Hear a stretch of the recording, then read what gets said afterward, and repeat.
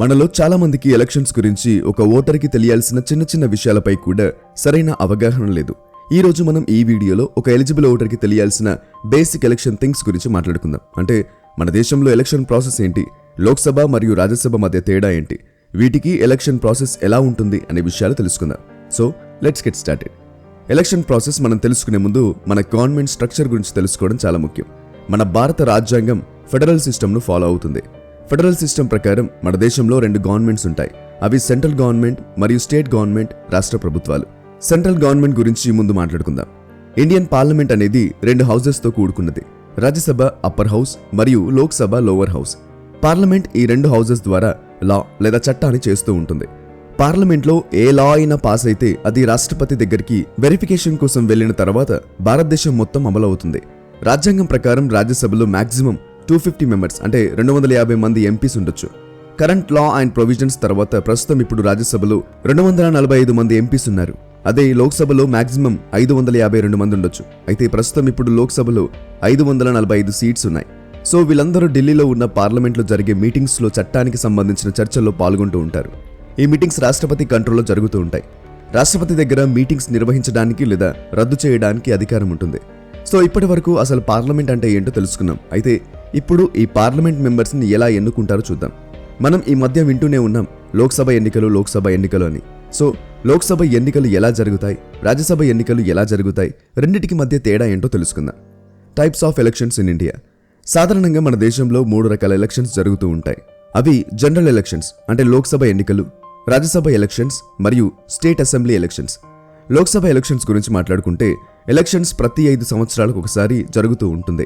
ఈ ఎలక్షన్స్లో పార్లమెంట్ మెంబర్స్ను డైరెక్ట్గా ప్రజలే ఓటేసి ఎన్నుకుంటూ ఉంటారు.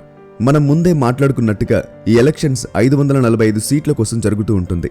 అయితే 545 సీట్లలో 2 సీట్లు ఆంగ్లో ఇండియన్స్కి రిజర్వ్ చేసి ఉంచేవారు. కానీ 104వ రాజ్యాంగ సవరణ కాన్స్టిట్యూషనల్ అమెండ్మెంట్ యాక్ట్ ద్వారా 2020 తర్వాత ఈ 2 ఆంగ్లో ఇండియన్ సీట్లను తీసేశారు.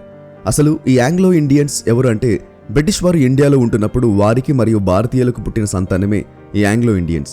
సో 2020 రాజ్యాంగ సవరణ తర్వాత ఆ 2 ఆంగ్లో ఇండియన్ సీట్లను తీసేశారు. కాబట్టి ఇప్పుడు ఆ 2 సీట్లు కలుపుకొని 545 సీట్లకు ఎలక్షన్స్ జరుగుతూ ఉన్నాయి.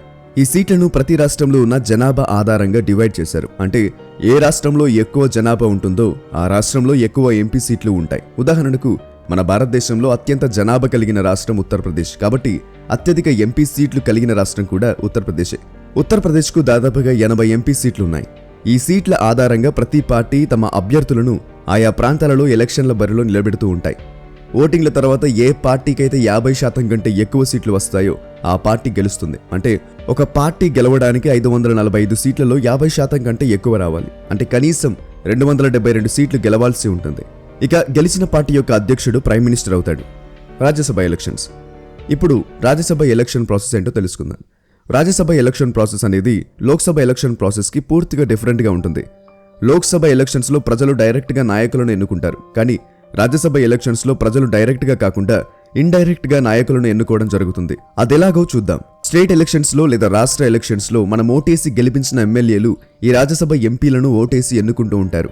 రాజ్యసభలో 250 మంది ఎంపీలు ఉంటారు. ఇందులో 238 మందిని ఆయా రాష్ట్రాలలో గెలిచిన ఎమ్మెల్యేలు ఎన్నుకోవడం జరుగుతుంది. మిగిలిన 12 మందిని మాత్రమే రాష్ట్రపతి ప్రెసిడెంట్ ఎన్నుకుంటారు.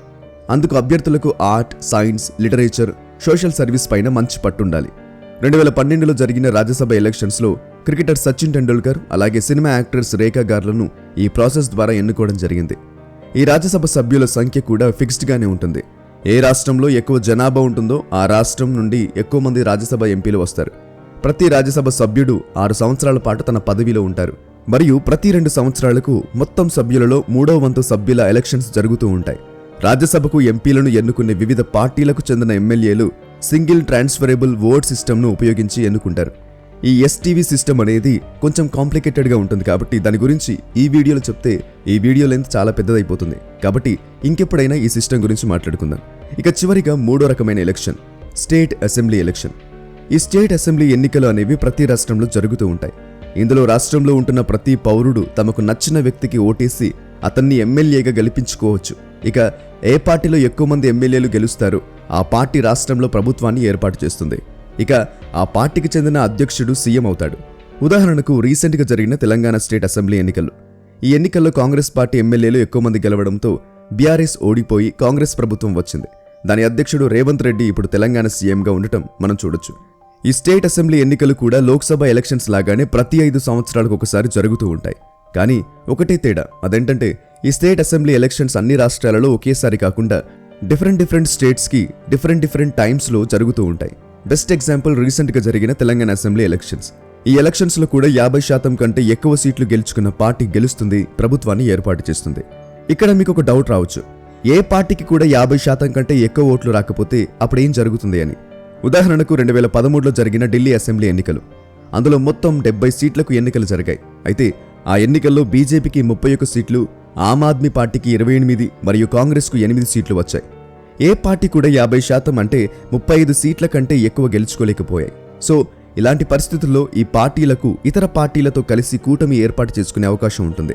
ఉదాహరణకి ఈ ఎలక్షన్స్లో బీజేపీకి 31 సీట్లు వచ్చాయి కాబట్టి బీజేపీ కాంగ్రెస్తో అయినా ఆమ్ ఆద్మీ పార్టీతో అయినా పొత్తు పెట్టుకుని ఉంటే ఢిల్లీలో ప్రభుత్వం ఏర్పాటు అయ్యేది. కానీ బీజేపీ కాకుండా కాంగ్రెస్ మరియు ఆమ్ ఆద్మీ పార్టీలు పొత్తు పెట్టుకున్నాయి కాబట్టి ఢిల్లీలో 2013లో జరిగిన ఎలక్షన్స్లో ఆమ్ ఆద్మీ పార్టీ ప్రభుత్వాన్ని ఏర్పాటు చేసింది. సో ఇది మన దేశంలో జరిగే 3 టైప్స్ ఆఫ్ ఎలక్షన్స్. ఇలాంటి మరెన్నో గొప్ప ఇంట్రెస్టింగ్ వీడియోస్ లేదా ఇన్ఫర్మేటివ్ వీడియోస్ చూడడానికి ఇప్పుడే మా యూట్యూబ్ ఛానల్ని సబ్స్క్రైబ్ చేసుకోండి. ఎందుకంటే ఈ ఫేస్బుక్లో వీడియోస్ తక్కువగా పోస్ట్ చేస్తూ ఉంటాం. నేను పెట్టే ప్రతి వీడియో కూడా యూట్యూబ్లోనే ఫస్ట్ రిలీజ్ అవుతుంది. కాబట్టి మీరు ఏ వీడియో కూడా మిస్ అవ్వకుండా ఉండటానికి ఇప్పుడే యూట్యూబ్ ఛానల్ని కూడా సబ్స్క్రైబ్ చేసుకోండి. కింద కామెంట్ బాక్స్లో మీకు మా యూట్యూబ్ లింక్ కనబడుతుంది. అక్కడ క్లిక్ చేసి వెంటనే మా ఛానల్ని సబ్స్క్రైబ్ చేసుకోండి. ఇలాంటి గొప్ప వీడియోస్ మీరు మిస్ అవ్వకుండా ఉంటారు.